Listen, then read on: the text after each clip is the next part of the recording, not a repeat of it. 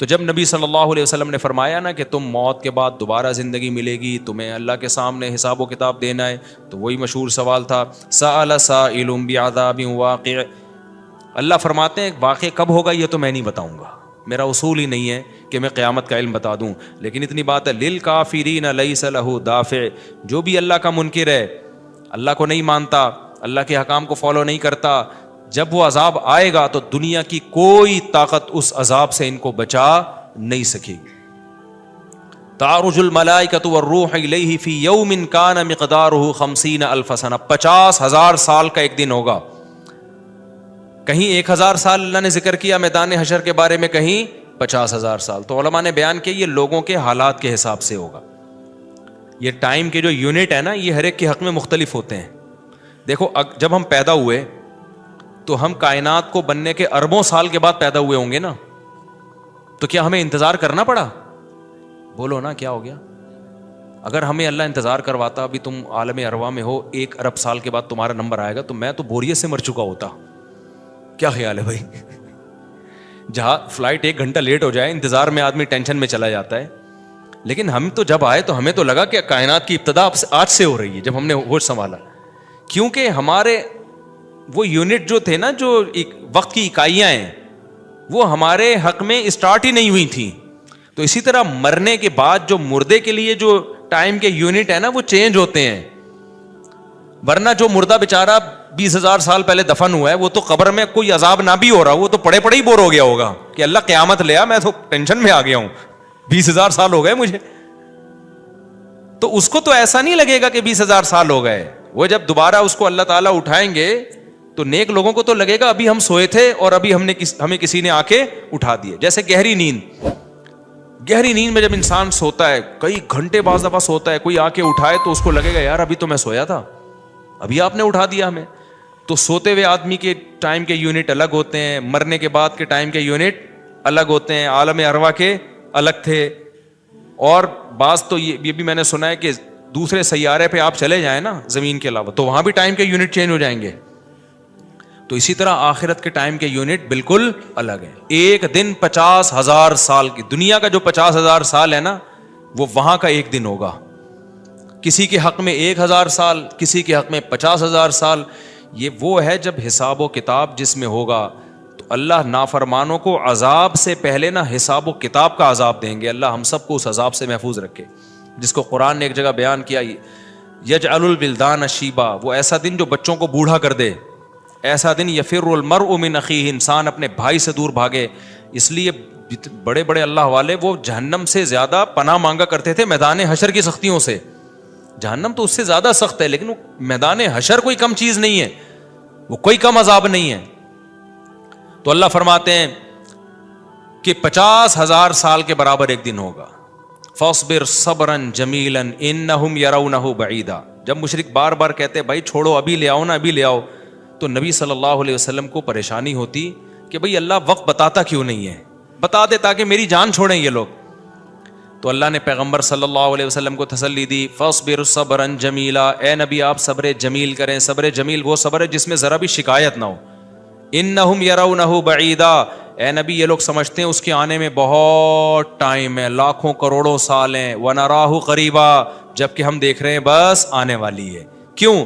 جب آپ مر گئے نا، ابھی دیکھو ہو سکتا ہے 1,000 سال باقی ہوں قیامت آنے میں، ہو سکتا ہے 20,000 سال باقی ہوں، لیکن ہمارے مرنے کے بعد ہمیں نہیں لگے گا 20,000 سال. ہمیں تو ایسا لگے گا ابھی ہم مرے تھے اور اتنی جلدی اللہ نے قیامت قائم کر لی. تو ہمیں تو اپنی موت کے حساب سے چلنا ہے بھائی. ہمیں کیا پتا کہ ہمیں کیا کرنا ہے اس سے کہ 50,000 سال بعد قیامت آئے یا 1 کروڑ سال بعد آئے. جب ہم مر گئے تو ہماری قیامت واقع ہو گئی ہے. ٹائم کے یونٹ ہمارے حق میں چینج ہو جائیں گے. تو اس لیے اللہ کہتے ہیں انہم یرونہ بعیدا، اے نبی یہ سمجھتے ہیں بہت بعد میں آئے گی قیامت. ونراہ قریبا، ہم تو دیکھ رہے ہیں کب ہے، بالکل قریب ہے، کوئی زیادہ ٹائم نہیں ہے. یوم تکون السماء کالمہل، اللہ فرماتے ہیں جس دن آسمان تیل کی تلچھٹ کی طرح ہو جائے گا، ایسے پگھل جائے گا آسمان. اتنی بڑی تباہی آنے والی ہے اس کائنات پہ جس پہ ہم فخر کر رہے ہیں، اس یہاں کے شاپنگ سینٹروں پہ فخر کر رہے ہیں. میں بھی ایک پروگرام میں گیا نا اسلام آباد میں، بڑا زبردست پروگرام تھا، بڑے بڑے تاجر آئے ہوئے تھے. تھوڑا سا موٹیویٹ کرنا تھا لوگوں کو تاکہ پیسہ کمائیں, تو یہ تو اچھی بات ہے. اسلام تو آپ کو بزنس کا پیسہ کمانے کا حکم دیتا ہے تاکہ ہم بھکاری پن سے نکلیں. بھکاری پن کو تو پسند نہیں کیا گیا نا. ایک شخص بھیک مانگتا ہے, نبی نے اس کو پسند نہیں کیا, تو پوری قوم پورا کنٹری بھکاری بن کے IMF کے سامنے کشکول لے کے کھڑا ہوا ہو, تو ہمارے نبی اس کو پسند کریں گے کہ کوئی مسلمان قوم ہو اور قومی سطح پہ بھکاری بن چکی ہو؟ تو یہ علماء کی ذمہ داری ہے لوگوں کو پیسہ کمانے کی ترغیب دیں, بزنس کی طرف لے کر آئیں, یہ مذہبی ذمہ داری ہے. تو میرا اس میں کوئی کمیشن نہیں تھا, میں گیا, میں نے تقریر کی, لیکن ایک چیز کا مجھے اندازہ ہوا کہ یار ایک چیز یہاں پیدا ہو رہی ہے, پیسہ کمانے کے ساتھ پیسے کی محبت بھی آ رہی ہے.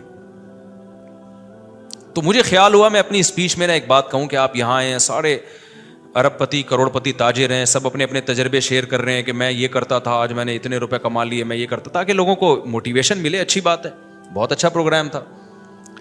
تو مجھے خیال ہوا کہ ایک بات میں کہوں کہ ضرور, لیکن ایک چکر نا ہفتے میں ایک دفعہ قبرستان کا ضرور لگایا کرو تاکہ نیتیں ٹھیک ہو جائیں پیسہ کمانے سے.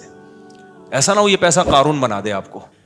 ایک دفعہ ایسا کیا کرو, جیسے یہ پروگرام ہو رہا ہے بڑا زبردست, لوگ آ رہے ہیں, ایوارڈ مل رہے ہیں, اور تو یہاں سے نکل کے, لیکن میں نے کہا نہیں, میں نے کہا یہ ان کے مینٹل لیول سے نا اوپر کی چیز, ہر چیز ہر جگہ کہنے کی نہیں ہوتی. یہ کہیں گے مفتی صاحب رنگ میں بھنگ ڈال کے چلے گئے. اچھا بھلا ہم دیکھ رہے تھے اتنے کروڑ پتی لوگوں کو سن کے ہمیں بھی خواب آ رہے تھے, کل ہمارے پاس لینڈ کروزر ہوگی, 4 شادیاں ہوں گی, اب پیسہ ہوگا زبردست, یہاں جائیں گے وہاں جائیں گے.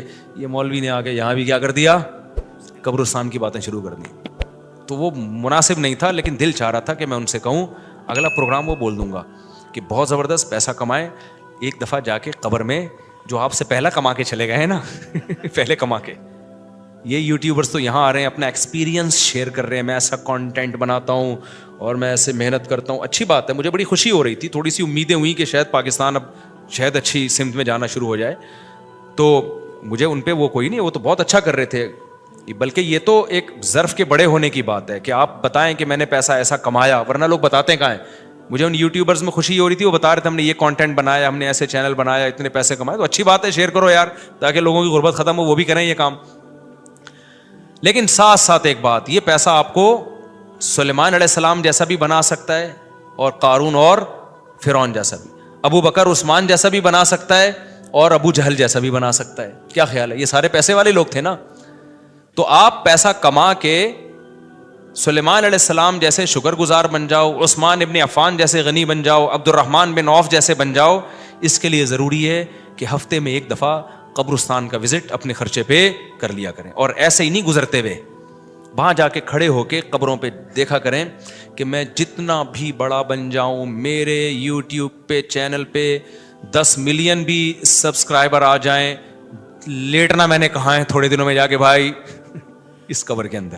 لہذا اس پیسے سے میں اس قبر کی تیاری کر لوں تو فائدہ ہے, اور اگر یہ لینڈ کروزر ہی میرا مقصد ہے اور میرا مقصد عیاشی ہی ہے اور شو مارنا ہی ہے, تو بھائی پھر یہ تو قارون نے آپ سے زیادہ کما لیا, ان خزانوں کے ساتھ ہی زمین میں دھسا ہے. وہ سمجھتے ہو کہ نہیں سمجھتے ہو, تو تھوڑا سا کبھی کبھار جب بڑے بڑے پروگراموں میں جایا کرو تو تھوڑا سا قبرستان میں, ہمیں تو اللہ نے سہولت دی ہے, بہت خطرناک قبرستان ہے یہ جو ہے نا, کیونکہ گورنمنٹ نے لائٹیں کہیں بھی نہیں لگائیں, تو یہاں تو 2-4 لائٹیں تھیں, چرسیوں نے چوری کر لی. اب اندھیرا ہوتا ہے اس میں, اس سے بڑا فائدہ ہوتا ہے. اور جن بھوت بھی لوگوں کو نظر ہوتے نہیں ہیں جن یہاں پر, لیکن لوگوں کو نظر آ رہے ہوتے ہیں, ڈرے ہوئے جا رہے ہوتے ہیں نا. سرکٹا ایک دن نظر آیا کسی کو, بعد میں پتا چلا وہ کمبخت, وہ نہیں سویٹر نا یہاں تک اس نے کیا ہوا تھا, سر ہی نہیں تھا اس کا.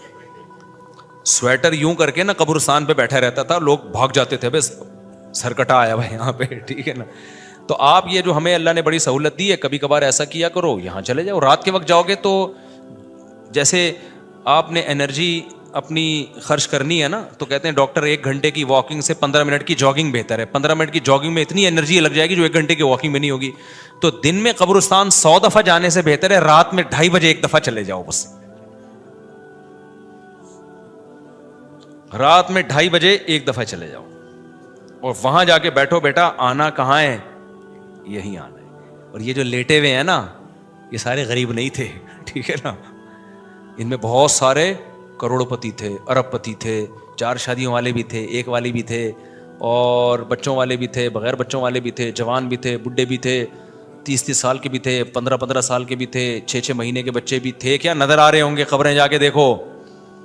کل ہوس اس طرح سے ترغیب دیتی تھی مجھے, وہ ایک شاعر نے بڑا شعر کہا ہے کہ مجھے ہوس جو ہے نا وہ ترغیب دیتی تھی.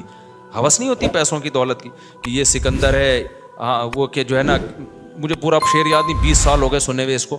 اس کا خلاصہ بتا رہا ہوں کہ ہوس مجھے ترغیب دیتی تھی کہ بھائی پیسہ کماؤ, پھر یہ عیاشی اور اتنی عزت اور ایسا کچھ ہوگا اور بڑے مزے ہوں گے نا, اور نائٹ کلب جائیں گے, شرابیں پئیں گے اور یہ کچھ کریں گے. کہہ رہے ہیں ایک دن کیا ہوا, مجھے جو ہے قبرستان سے میرا گزرنا ہوا, تو مجھے جو ہے نا میری ہوس نے جو ہے نا مجھے 2-4 قبریں دکھائیں اور کہا یہ سکندر ہے, یہ دارا ہے, یہ کیکاؤس ہے. یہ سکندر اعظم کی قبر ہے, لاکھوں باندیاں تھیں اس کے پاس. آپ تو 2-4 گرل فرینڈ پہ فخر کر رہے ہو, گرل فرینڈ نہیں لاکھوں باندیاں. گرل فرینڈ آپ کے تابع نہیں ہوتی, باندی تو جیسے آپ بولو گے بھائی جو کام آپ اس کے ذمہ لگاؤ گے وہ بھاگ نہیں سکتی, نوکر ہے آپ کی. تو اتنی بڑی بڑی دنیا انہوں نے روئے زمین پہ حکومتیں کی ہیں. آج قبروں کے اندر یہ دارا ہے, یہ کیکاؤس ہے, یہ سکندر اعظم ہے. بڑے بڑے بادشاہوں کی قبریں آپ کو نظر آئیں گی پڑے ہوئے اندر. اب نئے زمانے میں شعر کو ہم یوں چینج کر دیں گے, یہ 10 ملین والا ہے سبسکرائبر تھے, یہ 20 ملین والا, یہ 50 ملین والا. ایک ایک کلپ بعض ایسے مشہور ہو جاتے ہیں, کھجا بھی رہے ہوں گے نا, بس یہ اپنی کھجانے کی ویڈیو ڈال دیں یوٹیوب پہ, لاکھوں روپے کما لیتے ہیں بیٹھے بیٹھے. وہ بعض ایسے مشہور ہو گئے, کچھ بھی نہیں کریں نا, بس وہ کہے کہ ناڑا باندھتے ہوئے دکھا دیں, میں ناڑا باندھ رہا ہوں, میں ناڑا ایسے ٹائٹ کرتا ہوں, زار بند ایسے ٹائٹ کرتا. اتنے مشہور ہو گئے ہیں وہ, بس لوگ دیکھنا چاہتے ہیں. لوگ پتہ نہیں کیا ہو گیا ابھی. اللہ یار, وقار زکا نے کل ایک بڑی اچھی ویڈیو وائرل کی ہے یوٹیوبرز کے بارے میں, کہ اب میں وہ یوٹیوبرز کی وہ ویڈیو پہ جو اس نے کمنٹس کیا وہ تو نہیں بتاؤں گا کیونکہ اس پھر وہ اس کا نام لینا کسی کا ٹھیک نہیں ہے. اس نے کہا یار یہ عجیب ولاگر عجیب ٹائپ کے آ رہے ہیں, کچھ بھی کر لو, کچھ بھی کر لو, ملینز ایک ایک دن میں 1-1 ملین ان کے ویورز ہو جاتے ہیں. تو انہوں نے کہا یہ ان ولاگرز کا قصور نہیں, یہ قوم کا قصور ہے. اس نے بڑی اچھی بات کی, اس نے کہا یہ قوم کدھر کو جا رہی ہے بھائی, واش روم میں بیٹھا ہوا ہے بندہ دکھا رہا ہے, دیکھیں آدھا اوپر والا دکھا رہا ہے. میں کہتا ہوں اگر وہ نیچے والا پورشن دکھا دے نا, یوٹیوب چینل بند کر دے گا, بولے گا بھائی اتنے سبسکرائبر اتنا کراؤڈ ہم برداشت نہیں کر سکتے, ڈی مانیٹائز کر دے گا یار. کہے گا بھائی یہ ہمارے بس میں اب. تو لوگوں کی نیچر دیکھو یار, کچھ بھی جو مشہور ہو جاتے ہیں, ایک دفعہ مشہور ہو گئے نا, بس اب کچھ بھی کریں گے. گالی دے رہے ہیں, وہ ویڈیو آ گئی, کھجا رہے ہیں, لوگ دیکھ رہے ہیں کیسے کھجاتے ہیں یہ. تو لوگ عجیب ہیں. بہرحال جو ہو رہا ہے میں تو مارکیٹ میں وہی بتاؤں گا نا آپ کو. تو اب جو سوشل میڈیا سے وابستہ لوگ ہیں جن کے ٹک ٹاک پہ چینل, یوٹیوب پہ چینل, ان کے یہاں کامیابی کیا ہے, 4 ملین ہو گئے, 10 ملین ہو گئے, 50 ملین ہو گئے. تو ایک ویڈیو اتنی محنت سے بناتا ہے, 4 آدمی تجھے ملتے نہیں ہیں, اور میں کھجاتا بھی ہوں نا سر کو, تو اتنے ویورز آ جاتے ہیں.